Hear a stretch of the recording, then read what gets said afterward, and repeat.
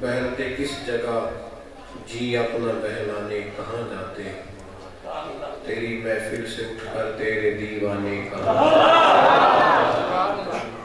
بہلتے کس جگہ جی اپنا بہلانے کہاں جاتے، تیری محفل سے اٹھ کر تیرے دیوانے کہاں جاتے۔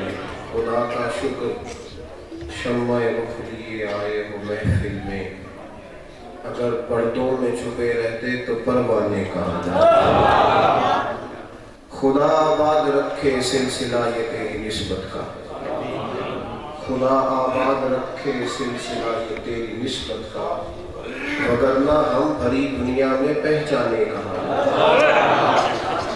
عزیز دوستو، بزرگوں اور بھائیوں، نبی پاک صلی اللہ علیہ وسلم اللہ کے آخری نبی، فرمایا میں آخری نبی ہوں، میرے بعد میں نبی ہوں۔ یہ عقیدہ امت مسلمہ کا وہ عقیدہ ہے کہ جس پر ایمان کی بنیاد ہے اور مدار ہے ایمان کا، لیکن اس کے کچھ لوازمات بھی ہیں۔ یہ صرف ایک نعرہ نہیں ہے کہ ہم نے نعرہ لگایا تو بات ختم ہو گئی۔ جب ہم کہتے ہیں نا حضور آخری نبی ہیں، تو پھر ہمیں اس کے ساتھ یہ بھی ماننا پڑے گا کہ اللہ تبارک و تعالیٰ نے جو دین رسول پاک علیہ السلام کو عطا فرمایا وہ دین بھی آخری ہے اور ایک مکمل دین ہے۔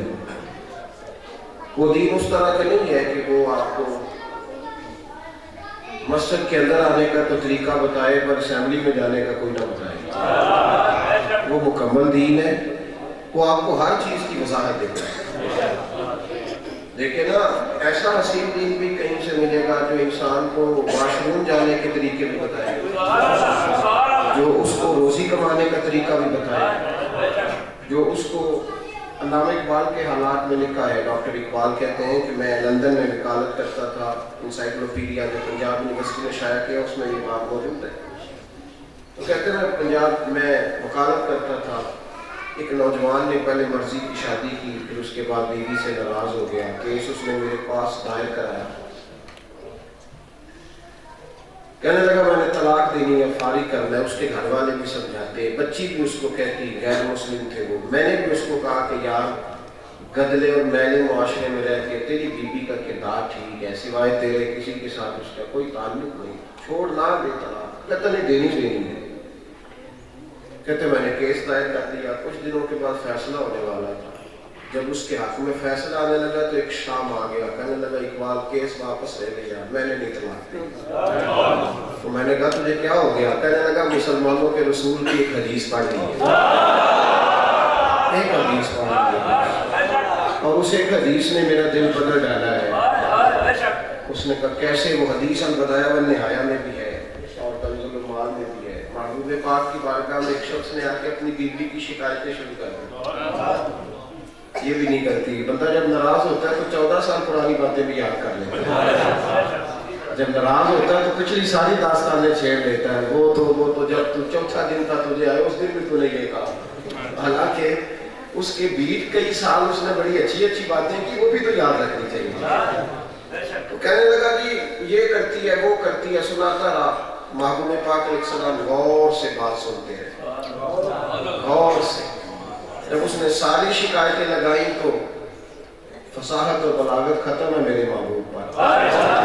حضور خود فرماتے ہیں انا افصح العرب، عربوں میں سب سے بہترین بات کرنے کا سلیقہ اللہ نے مجھے عطا فرمایا۔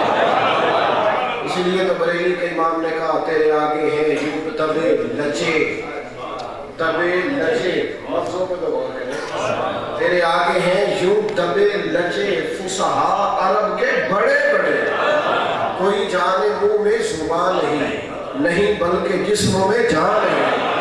میرے محبوب پاک علیہ السلام نے فرمایا کہ اس نے ساری بات تسلی سے حضور نے سنا۔ ہمارا زمانہ سننے کا نہیں سنانے کا ہے، نصیحتیں کرنے والے زیادہ ہو گئے ہیں، عمل کرنے والے تھوڑے رہ گئے، سنانے کا زمانہ ہے۔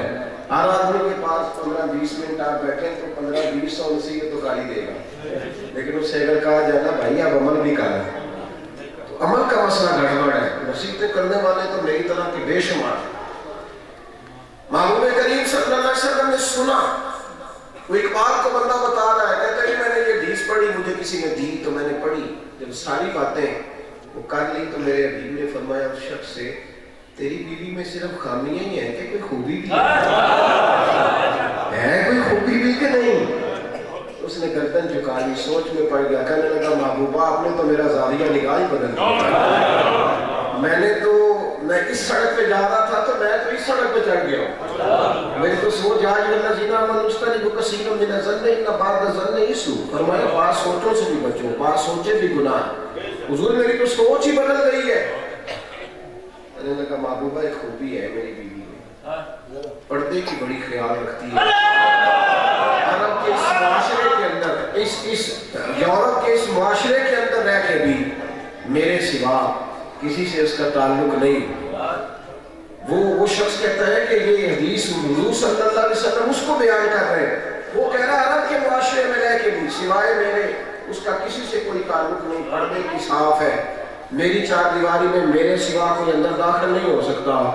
कहते हैं मुस्तफा करीम ने उस शख्स से फरमाया नादान, औरत की जो सबसे बड़ी खूबी होती है वो तो अल्लाह ने तेरी बीवी को दी है, उसे तलाक दे रहा है, इस तरह की बात करता है।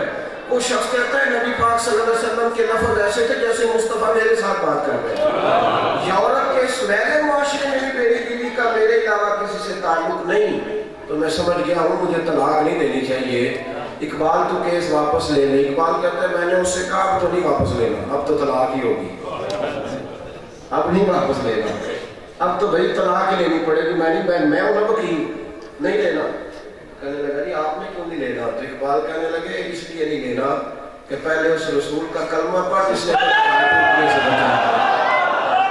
कलमा पढ़ उस नबी का जिसने तेरा घर टूटने से बचाया है, मेहरबानी कर उसका कलमा पढ़। तो कहते उसने कलमा पढ़ना शुरू कर दिया। दीन हर मामले में, ये जो आपके घर टूटते हैं उसकी वजह ये कि घरों के अंदर दीन नहीं, वरना रोजाना तलाक़ें जोर शोर से ना हो। जो घर टूटते हैं ना उसकी वजह ये हजरत अल्लाह को जज़ाए खैर दे। ये दौराने महफिल में थोड़ी परहेज ही करता हूँ। बंदे थोड़े दिल दे होंगे ने पैसे आप ध्यान ना करा दे, तकलीफ भी भूल जाती है। बंदा ही सोचता है भी वो क्यों नहीं उठे आओ, उन्हें क्यों नहीं जेब भर गई, इस चक्कर से निकला ही रहे बंदा तो ज़्यादा अच्छा नहीं। कोई कर मत है जमल रजा पड़े इस बला में मेरी बला, मैं गदा हूँ अपने करीम का, मैं गदा हूँ अपने करीम का, और मेरा दीन प्यारा है।